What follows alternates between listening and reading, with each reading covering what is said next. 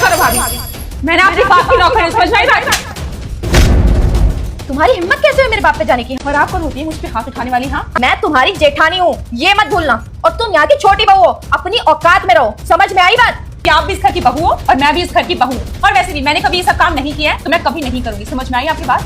अच्छा, मैं यहाँ पे नौकरानी लग रही हूँ? हाँ, तुम भी यहाँ पे शादी करके आई हो, तो इस हिसाब से तो तुम्हें भी यहाँ पे काम करना चाहिए।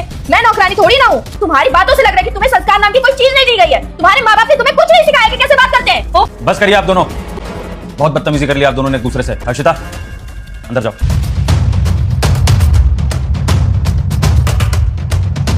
भाभी से किस तरीके से बात करी थी? वो तुमसे बड़ी हैं, तुम्हें समझा रही हैं तुम्हारी भलाई के लिए। इसका मतलब ये नहीं कि तुम उनसे बदतमीजी से बात करोगे। थप्पड़ मारा है मुझे उन्होंने बिना बात की। वो होती कौन है मुझे मारने वाली? उनके बाप पे तुम गई, वो तुमसे बड़ी हैं, अगर थप्पड़ मार भी दी तो इसमें कौन सी बड़ी बात है? तुम छोटी हो। आई नो कि तुम हमेशा ना अपनी भैया और भाभी का ही साथ दोगी। मैं तो कुछ हुई नहीं यहाँ पे। तुमने शादी मुझसे की है कि उनसे की है? घर की बड़ी बहू ने घर की छोटी बहू पर सबके सामने हाथ उठा दिया। शोभा देता है ये? पर गलती उसकी भी तो थी ना।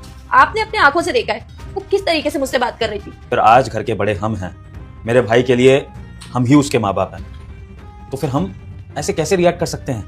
हमें सिचुएशन को संभालना होगा। और बड़ों का बड़प्पन छोटों को समझाने में होता है, उन पर चिल्लाने में नहीं हर्षिता।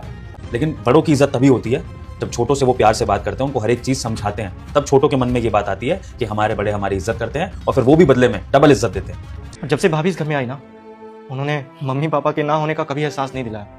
उन्होंने मुझे छोटे बेटे की तरह पाला। मेरी हर एक छोटी चीज़ का ध्यान रखती थी। मुझे टाइम पे खाना खिलाना, कपड़े धोना, हर एक चीज़ जो एक माँ अपने बेटे के लिए करती है। और तुम ये कहना चाहती हो कि मैं उस माँ जैसी भाभी को छोड़ दूँ?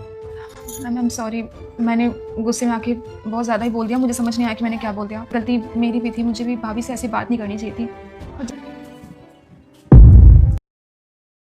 भाभी, मैंने सुबह आपसे जो भी बदतमीजी की वो नहीं करना चाहिए था। मुझे माफ़ कर दीजिएगा।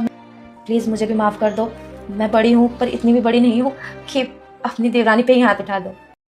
मैंने कभी किचन में आके कोई काम नहीं किया। आगे से ना मैं आपके साथ यहाँ पे काम कराया करूंगी। थोड़े बहुत काम मुझे नहीं आते हैं, वो आप सिखा दोगे, मैं सीख जाऊंगी। तुझे तो सारे काम सिखा दूंगी, नंबर 1 बहू बना दूंगी मैं। जी।